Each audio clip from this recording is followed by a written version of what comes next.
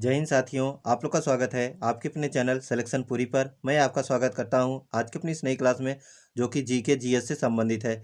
इस क्लास के माध्यम से हम एसएससी में आए हुए प्रीवियस ईयर के क्वेश्चन को आप लोग को सॉल्व कराएंगे।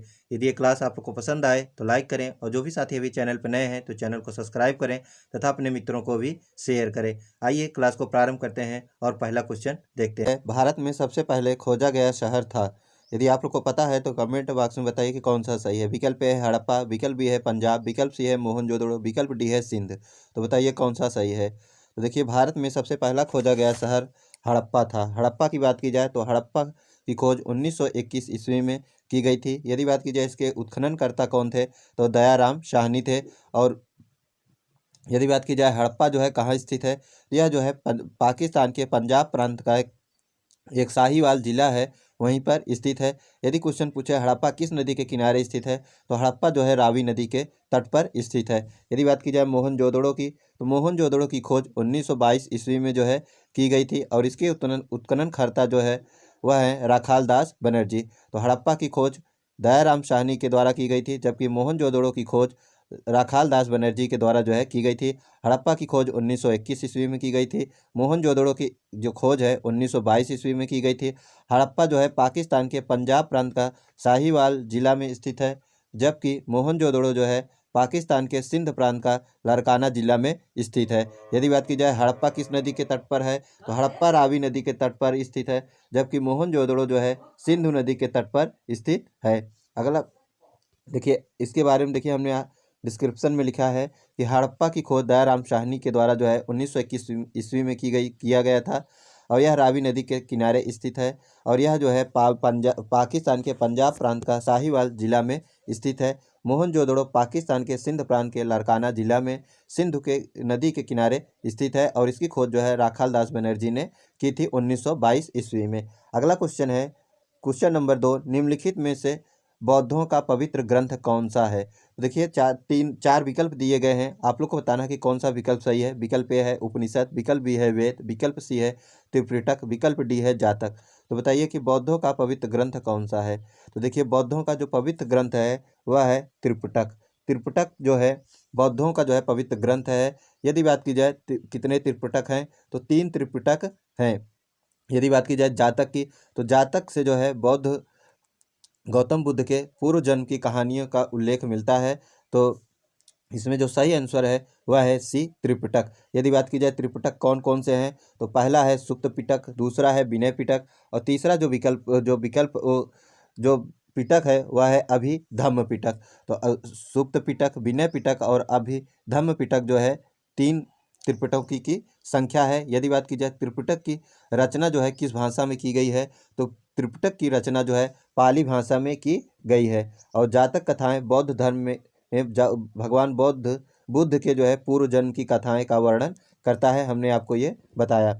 अगला क्वेश्चन है क्वेश्चन नंबर 3 कि निम्नलिखित में से किस मध्यकालीन शासक को जगत गुरु कहा जाता है। तो देखिए, आप लोग को बताना है कि निम्नलिखित में से किस मध्यकालीन शासक को जो है जगत गुरु के नाम से भी जाना जाता है। विकल्प ए है इब्राहिम कुतुब शाह, विकल्प बी है इब्राहिम आदिल शाह, विकल्प सी है अकबर, विकल्प डी है अंबर। तो बताइए कौन सा सही है। तो देखिए, इसका जो सही आंसर है वह है बी, इब्राहिम आदिल शाह। तो इब्राहिम आदिल शाह को जो है मध्यकालीन शासकों में जगत गुरु के नाम से जाना जाता है, और ये आदिल शाही वंश के 5वें शासक थे। इनको जो है यदि बात की जाए इनको किससे प्रेम था तो इनको जो है संगीत से बहुत लगाव था, और ये जो है वाद्य यंत्र भी बजाया करते थे। अगला क्वेश्चन है क्वेश्चन नंबर 4 कि अटल बिहारी वाजपेयी ने शांति घोषणा पर हस्ताक्षर करने के लिए लाहौर की बस यात्रा किस वर्ष की थी। तो देखिए, अटल बिहारी वाजपेयी ने शांति घोषणा पर हस्ताक्षर करने के लिए लाहौर की बस यात्रा किस वर्ष की थी, आप लोग को बताना है। विकल्प की बात की जाए तो पहला विकल्प है 1994, विकल्प बी है 1991, विकल्प सी है 1999, विकल्प डी है 1997। तो बताइए कौन सा सही है। ए सही है, बी सही है या डी सही है। तो देखिए, अटल बिहारी वाजपेयी ने शांति घोषणा पर हस्ताक्षर करने के लिए लाहौर की बस यात्रा 1999 ईस्वी में की थी। अगला क्वेश्चन है क्वेश्चन नंबर 5 कि निम्नलिखित क्वेश्चन नंबर 5 है भारतीय राष्ट्रीय कांग्रेस के किस अधिवेशन में सर्वप्रथम तिरंगा फहराया गया था। तो आप लोग को बताना है कि भारतीय राष्ट्रीय कांग्रेस के किस अधिवेशन में जो है सर्वप्रथम तिरंगा फहराया गया था? विकल्प ए है कलकत्ता अधिवेशन 1920, विकल्प बी है नागपुर अधिवेशन 1920, विकल्प सी है हरिपुरा अधिवेशन 1938, विकल्प डी है लाहौर अधिवेशन 1929। तो बताइए इसमें से जो है कौन सा विकल्प सही है? ए सही है, बी सही है, या सी सही है, या डी सही है? यदि आप लोग को पता है तो कमेंट बॉक्स में बताइए कि इसका जो सही आंसर है मूल रूप से वह कौन सा है। तो देखिए इसका जो सही आंसर है वह कौन सा है? लाहौर अधिवेशन। लाहौर अधिवेशन 1929 ईस्वी में हुआ था। और यदि बात की जाए इसकी अध्यक्षता किसने की थी, तो जवाहरलाल नेहरू ने जो है इसकी अध्यक्षता जो है की थी। यदि बात की जाए हरिपुरा अधिवेशन 1938 में किसने अध्यक्षता की थी, तो हरिपुरा अधिवेशन की अध्यक्षता जो है जो कि हरिपुरा जो कि गुजरात में पड़ता है, इसकी अध्यक्षता जो है सुभाष चंद्र बोस ने जो है की थी। यदि बात की जाए 1920 की कलकत्ता अधिवेशन की अध्यक्षता किसने की थी, तो कोलकाता अधिवेशन की अध्यक्षता 1920 ईस्वी में लाला लाजपत राय ने जो है की थी। इसके पश्चात यदि बात की जाए लाहौर अधिवेशन में और क्या क्या हुआ था, तो देखिए लाहौर अधिवेशन 1929 ईस्वी में जवाहरलाल नेहरू की अध्यक्षता में जो है स्वराज के स्थान पर जो है पूर्ण स्वराज को लक्ष्य स्वीकार किया गया तथा 31 दिसंबर 1929 को जो है रावी नदी के तट पर तिरंगा फहराया गया और 26 जनवरी 1930 ईस्वी को जो है पहला स्वतंत्रता दिवस मनाने की घोषणा की गई थी। अगला क्वेश्चन है क्वेश्चन नंबर जो है 6 कि सैक्रेनी त्यौहार फरवरी महीने में किस राज्य में मनाया जाता है। तो देखिए सैक्रेनी त्यौहार फरवरी महीने में जो है मनाया जाता है। तो आप लोग को बताना है यह किस राज्य में मनाया जाता है। विकल्प ए है नागालैंड, विकल्प बी है राजस्थान, विकल्प सी है महाराष्ट्र, जबकि विकल्प डी है छत्तीसगढ़। तो बताइए कौन सा सही है? ए सही है, बी सही है, या डी सही है? तो देखिए सैक्रेनी त्यौहार जो है फरवरी महीने में जो है कहाँ मनाया जाता है, तो यह जो है नागालैंड में जो है मनाया जाता है। और यह जो है नागालैंड की एक जनजाति है जिसका नाम है अंगामी जनजाति। तो अंगामी जनजाति के द्वारा जो है सैक्रेनी त्यौहार जो है मनाया जाता है। और कब मनाया जाता है, तो यह जो है फरवरी के महीने में जो है मनाया जाता है। अगला क्वेश्चन है क्वेश्चन नंबर 7 कि निम्नलिखित में से कौन सा त्यौहार विष्णु के वामन अवतार से जुड़ा है। तो आप लोग को बताना है कि निम्नलिखित जो विकल्प दिए गए हैं इनमें कौन सा विकल्प विष्णु के वामन अवतार से संबंधित है। विकल्प ए है कुंभ, विकल्प बी है बिहू, विकल्प सी है ओणम, विकल्प डी है जन्माष्टमी। तो बताइए कौन सा सही है? ए सही है, बी सही है, सी सही है, या डी सही है?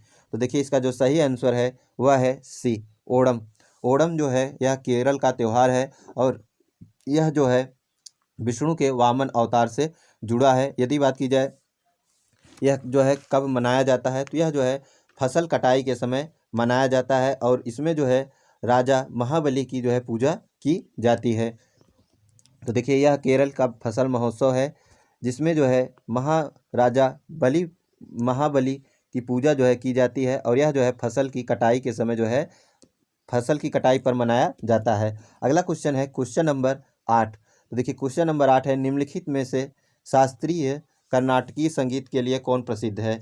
विकल्प ए है बाल मुरली कृष्णन, विकल्प बी है पंडित शिव कुमार शर्मा, विकल्प सी है पंडित कुमार गंधर्व, विकल्प डी है पंडित रवि शंकर। तो बताइए कौन सा सही है? ए सही है, बी सही है, या सी सही है, या डी सही है? तो देखिए शास्त्रीय कर्नाटकी संगीत के लिए जो है कौन प्रसिद्ध है, तो बाल कृष्णन मुरली जो है कर्नाटक संगीत के लिए जो है प्रसिद्ध हैं। यदि बात की जाए शास्त्रीय नृत्यों की संख्या कितनी है, तो वर्तमान समय में जो शास्त्रीय नृत्यों की संख्या है वह है 8।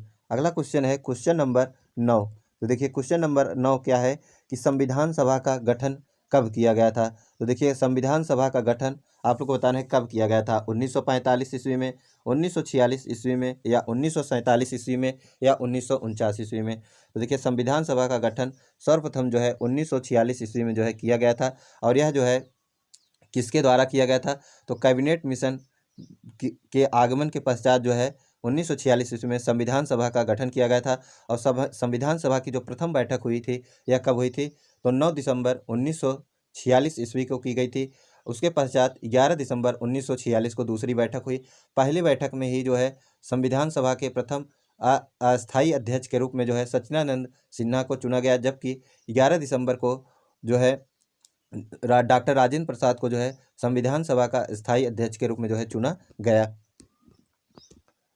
अगला जो अगर यदि बात की जाए सदस्यों की संख्या कितनी थी संविधान सभा में, कुल जो सदस्यों की संख्या थी वह थी 389, जिसमें 292 जो है ब्रिटिश प्रांतों से, 4 कमिश्नरी क्षेत्रों से, जबकि जो 93 सदस्य थे वो देशी रियासतों से संबंधित थे। तो देखिए संविधान सभा की प्रथम बैठक 1946 ईस्वी में हुई थी। 9 दिसंबर 1946 को। यदि बात कीजिए कितने सदस्य थे तो 389, 292 ब्रिटिश प्रांतों से, 4 कमिश्नरी से और 93 देशी रियासतों से संबंधित थे।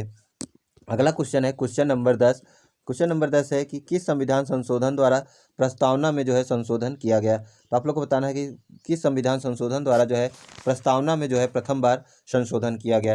विकल्प ए है 7वां संविधान संशोधन अधिनियम 1955, विकल्प बी है 40वां संविधान संशोधन अधिनियम 1976, विकल्प सी है 42वां संविधान संशोधन अधिनियम 1976, विकल्प डी है 47वां संविधान संशोधन अधिनियम 1979। तो बताइए कौन सा सही है, ए सही है, बी सही है या डी सही है।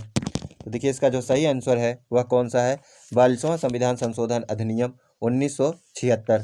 तो देखिए 1976 ईस्वी में 42वां संविधान संशोधन अधिनियम आता है और यह जो है पास होता है और इसके द्वारा जो है प्रस्तावना में प्रथम बार संविधान संशोधन किया गया और इसमें 3 नए शब्द जोड़े गए। वह कौन कौन से थे, समाजवादी, पंथ निरपेक्ष और अखंडता। 42वें संविधान संशोधन के द्वारा ही जो है मौलिक कर्तव्य को जो है प्रथम बार संविधान संशोधन में जोड़ा गया और मौलिक कर्तव्य का उल्लेख भारतीय संविधान के अनुच्छेद 51A में किया गया है और भाग 4 क में। तो कौन सा सही है, विकल्प जो सही है वह है बी। देखिए हमने ये 42वां संविधान संशोधन के बारे में आपको बताया। अगला क्वेश्चन है क्वेश्चन नंबर 11। देखिए क्वेश्चन नंबर 11 क्या कहता है कि भारतीय संविधान के अनुच्छेद 19 के तहत वाक स्वतंत्रता आदि कुछ अधिकारों का संरक्षण संदर्भित है। तो आप लोग को बताना है कि भारतीय संविधान के अनुच्छेद 19 के तहत जो है वाक स्वतंत्रता आदि कुछ अधिकारों का संरक्षण संदर्भित है। तो वह जो है किस प्रकार से है आप लोग को बताना है। यदि बात की जाए विकल्प की तो विकल्प है संघ सरकार, विकल्प बी है राज्य सरकार, विकल्प सी है राज्य के नीति निर्देशक तत्व और विकल्प डी है भारत के नागरिकों के मूल अधिकार। तो इसका जो सही आंसर है वह कौन सा है, भारत के मूल अधिकार से जो है संबंधित है। तो विकल्प जो सही है वह है डी। यदि बात की जाए अनुच्छेद 19 की तो देखिए भारतीय संविधान के भाग 3 में जो है अनुच्छेद 19 से लेकर 22 तक स्वतंत्रता के अधिकारों की बात की गई है, जिसमें अनुच्छेद 19 में जो है 6 प्रकार के अधिकारों का जो है उल्लेख किया गया है। उनमें से एक है अभिव्यक्ति की आज़ादी या बोलने की आज़ादी या भाषण देने की जो आज़ादी है, या 19A में जो है किया गया है। अगला क्वेश्चन है क्वेश्चन नंबर 12। संघ सरकार के राजपत्रित अधिकारी की नियुक्ति और उन्हें सेवा से मुक्त कौन करता है। तो आप लोग को बताना है कि संघ सरकार के राजपत्रित अधिकारी की नियुक्ति और उन्हें सेवा से मुक्त जो है कौन करता है। विकल्प ए है राष्ट्रपति, विकल्प बी है भारत का प्रधानमंत्री, विकल्प सी है भारत का गृह मंत्री और विकल्प डी है भारत का वित्त मंत्री।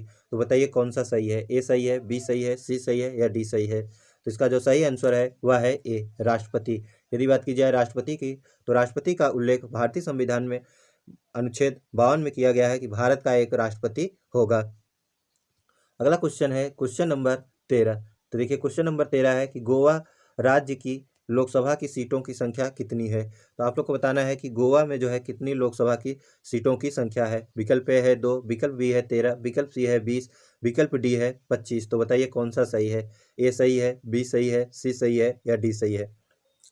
तो देखिए गोवा राज्य की लोकसभा की सीटों की संख्या जो है वह कितनी है, तो 2 है। यदि बात की जाए किस राज्य में सबसे अधिक लोकसभा की सीटों की संख्या है, तो उत्तर प्रदेश में जो है लोकसभा की सर्वाधिक सीटों की संख्या है और कितनी है, तो 80 है। अगला क्वेश्चन है क्वेश्चन नंबर 14।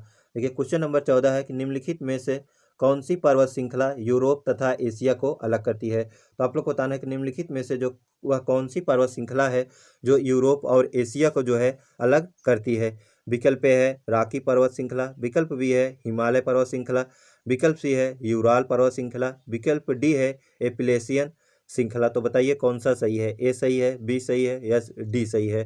तो देखिए यूराल पर्वत श्रृंखला जो है यूरोप और एशिया को जो है अलग करती है। तो कौन सा विकल्प सही है, विकल्प जो सही है वह है सी। अगला क्वेश्चन है क्वेश्चन नंबर वह है 15 है अर्श मजूर नक्षत्र को भारत में और किस नाम से भी जाना जाता है। तो आप लोग को बताना है कि अर्श मजूर नक्षत्र जो है और भारत में जो है और किस नाम से जाना जाता है। विकल्प ए है स्वदेशी, विकल्प बी है महर्षि, विकल्प सी है देवर्षि देवश्री, विकल्प डी है सप्तऋषि। तो बताइए कौन सा सही है? ए सही है, बी सही है, सी सही है या डी सही है? तो देखिए मजूर नक्षत्र को जो है भारत में सप्तऋषि के नाम से भी जो है जाना जाता है। तो विकल्प जो सही है वह है डी। आइए हम लोग जाते हैं। देखिए अर्स मेजर नक्षत्र को जो है भारत में सप्तऋषि के नाम से जाना जाता है। सप्तऋषि जो है तारामंडल पृथ्वी के उत्तरी गोलार्ध के आकाश में रात्रि में दिखने वाला एक तारा मंडल है। तो जो यह सप्तऋषि है यह क्या है? तो तारामंडल पृथ्वी के उत्तरी गोलार्ध के आकाश में रात्रि में दिखाई देने वाला एक तारामंडल है। इसको जो है फाल्गुन चैत्र महीने से श्रावण भाद्रपद महीने तक 7 तारों के समूहों के रूप में जो है देखा जाता है। इसे बिग डीपर ग्रेट वियर या सप्तऋषि के नो से नाम से भी जाना जाता है। देखिए अगला क्वेश्चन है क्वेश्चन नंबर 16। उष्ण मरुस्थल प्रायः कहाँ पाए जाते हैं? तो आप लोग को बताना है कि उष्ण मरुस्थल प्रायः कहाँ पाए जाते हैं। विकल्प ए है कर्क रेखा तथा मकर रेखा के पूर्वी किनारों पर, विकल्प बी है कर्क रेखा तथा मकर रेखा के पश्चिमी किनारों पर, विकल्प सी है विषुवत रेखा के निकट, विकल्प डी है महाद्वीपों के मध्य। तो बताइए कौन सा सही है? ए सही है, बी सही है, सी सही है या डी सही है? तो इसका जो सही आंसर है वह है कर्क रेखा तथा मकर रेखा के पश्चिमी किनारों पर जो है उष्ण मरुस्थल पाए जाते हैं। तो कौन सा विकल्प सही है? विकल्प जो सही है वह है बी। अगला क्वेश्चन है क्वेश्चन नंबर 17। देखिए क्वेश्चन नंबर 17 है कि पृथ्वी तल के नीचे पिघले हुए चट्टान को क्या कहा जाता है? तो आप लोग को बताना है कि पृथ्वी के तल के नीचे पिघले हुए चट्टान को क्या कहा जाता है। विकल्प ए है बेसाल्ट, विकल्प बी है लाइकोलिथ, विकल्प सी है लावा और विकल्प डी है मैग्मा। तो बताइए कौन सा सही है? ए सही है, बी सही है, सी सही है या डी सही है? तो देखिए पृथ्वी तल के नीचे पिघले हुए चट्टान को जो है मैग्मा के नाम से जाना जाता है। तो विकल्प जो सही है वह है डी। अगला क्वेश्चन है देखिए पृथ्वी तल के नीचे भूगर्भ पिघले हुए पदार्थों को मैग्मा कहा जाता है तथा ज्वालामुखी से निकलने वाला मैग्मा धरातल पर आने के बाद लावा कहलाता है। अगला क्वेश्चन है क्वेश्चन नंबर 18। व्हीलर द्वीप का नया नाम क्या है? तो आप लोग को बताना है कि व्हीलर द्वीप का नया नाम जो है क्या रखा गया है। विकल्प ए है अब्दुल कलाम द्वीप, विकल्प बी है सीवी रमन द्वीप, विकल्प सी है विक्रम साराभाई द्वीप, विकल्प डी है सतीश धवन द्वीप। तो बताइए कौन सा सही है? ए सही है, बी सही है, सी सही है या डी सही है? तो देखिए व्हीलर द्वीप जो कि उड़ीसा में पड़ता है, इसका नाम अब बदल के जो है क्या कर दिया गया है? अब्दुल कलाम द्वीप जो है कर दिया गया है। तो विकल्प जो सही है वह है ए।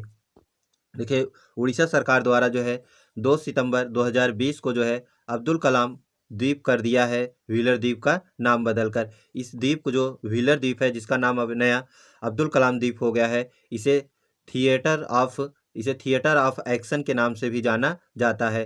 तो थिएटर ऑफ एक्शन के नाम से कौन सा द्वीप जाना जाता है? अब्दुल कलाम द्वीप को जाना जाता है जो कि उड़ीसा में पड़ता है। अगला क्वेश्चन है क्वेश्चन नंबर 19। विक्री लागत का अर्थ है। तो आप लोग को बताना है कि विक्री लागत का क्या अर्थ होता है। विकल्प ए है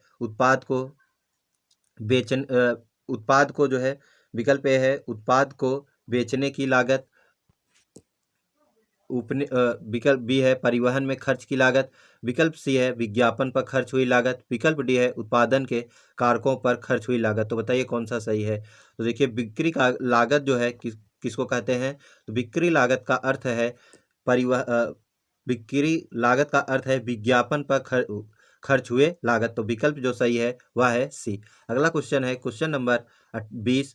ब्याज दर नीति किसका एक अंश है? तो आप लोग को बताना है कि ब्याज दर नीति जो है एक किसका अंश है। विकल्प ए है राजकोषीय नीति, विकल्प बी है मौद्रिक नीति, विकल्प सी है व्यापार नीति, विकल्प डी है प्रत्यक्ष नियंत्रण। तो बताइए कौन सा सही है?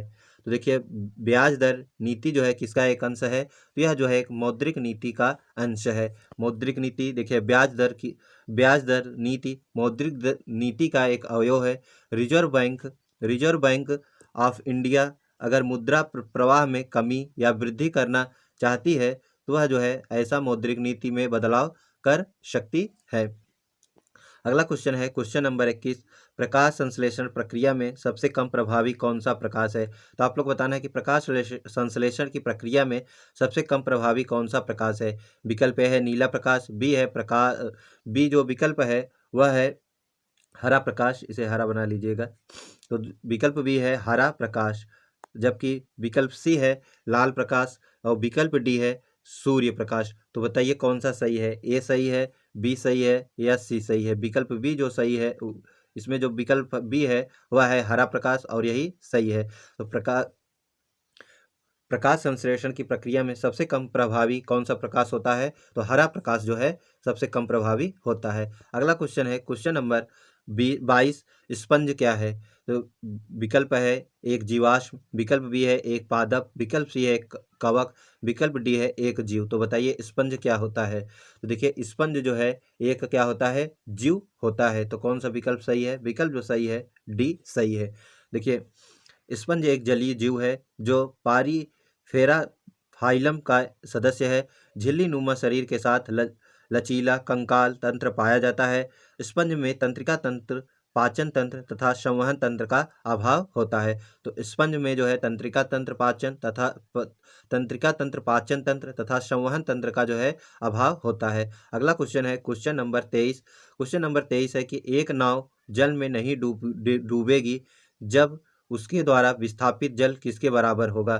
तो आप लोग को बताना है कि एक नाव जल में नहीं डूबेगी जब उसके द्वारा विस्थापित जल किसके बराबर होगा। विकल्प ए है भार के, विकल्प बी है पृष्ठीय क्षेत्रफल के, विकल्प सी है घनत्व के, विकल्प डी है आयतन के। तो बताइए कौन सा सही है। इसका जो सही आंसर है वह है भार, विकल्प ए सही है। भार जब जब एक नाव जल में नहीं डूबेगी जब उसका विस्थापन जो है जल भार के बराबर होगा। अगला क्वेश्चन है क्वेश्चन नंबर 24। क्वेश्चन नंबर 24 है कि हाइड्रोक्लोरिक को और किस नाम से जाना जाता है।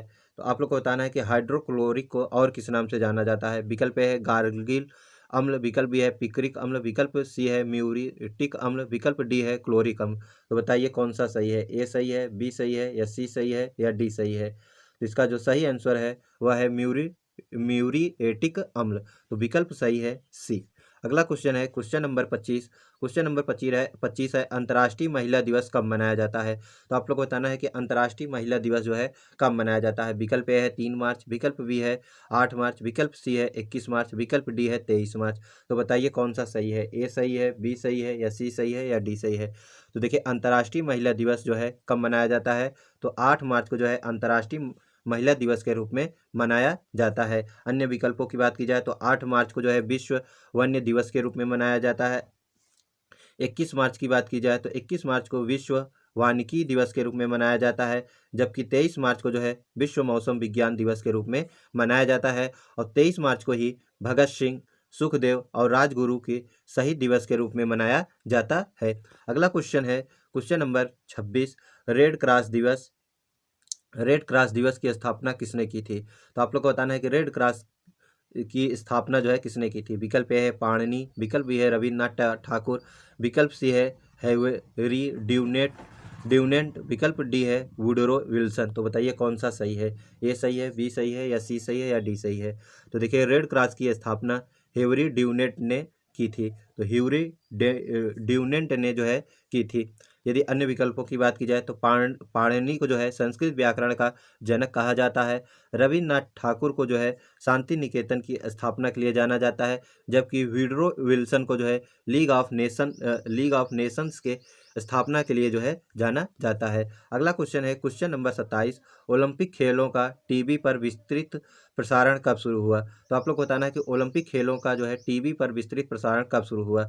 विकल्प ए है 1986, विकल्प बी है 1920, विकल्प सी है 1928, विकल्प डी है 1960। तो बताइए कौन सा सही है। तो देखिए ओलंपिक खेलों का जो है टीवी पर विस्तृत प्रसारण जो है 1960 ईस्वी में प्रारंभ हुआ था। यदि ओलंपिक खेल की बात की जाए इसका मुख्यालय कहाँ है, तो लोसाने में जो है इसका मुख्यालय है, जो कि लोसाने जो कि स्विट्जरलैंड में पड़ता है। वर्तमान में ओलंपिक समिति के अध्यक्ष जो है थॉमस बाख हैं, जो कि जर्मनी के हैं।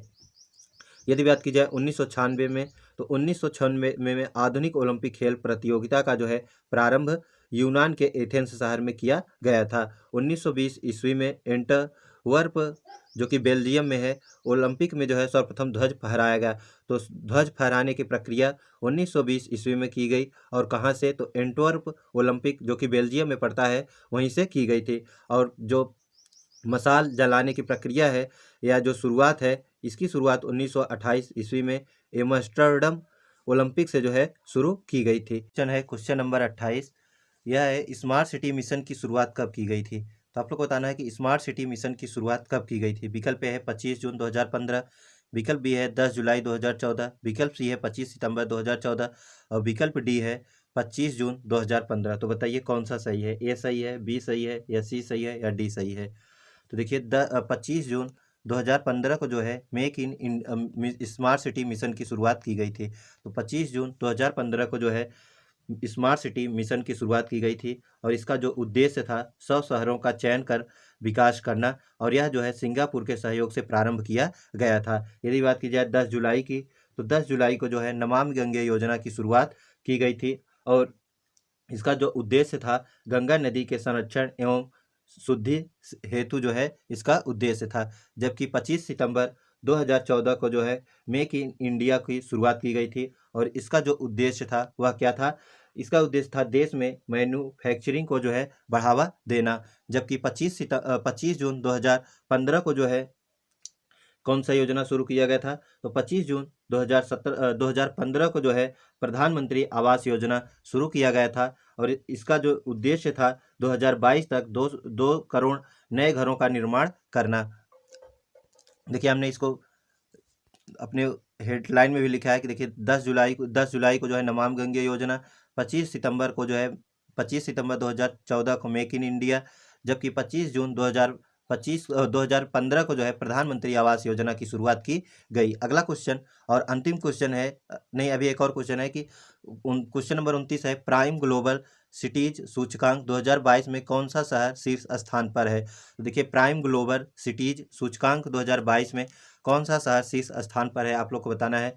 विकल्प ए है बर्लिन, विकल्प बी है दुबई, विकल्प सी है मियामी, विकल्प डी है टोक्यो। तो बताइए कौन सा सही है, ए सही है, बी सही है, सी सही है या डी सही है।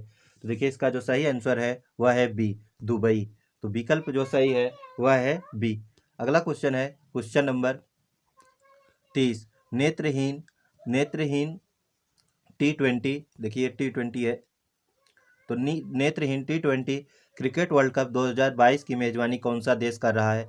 तो आप लोग को बताना है कि नेत्रहीन 2020 जो मैच है क्रिकेट का वह जो है किस देश में मेजबानी की जा रही है। विकल्प ए है ऑस्ट्रेलिया, विकल्प बी है इंग्लैंड, विकल्प सी है न्यूजीलैंड, विकल्प डी है भारत। तो बताइए कौन सा सही है, ए सही है, बी सही है, सी सही है या डी सही है।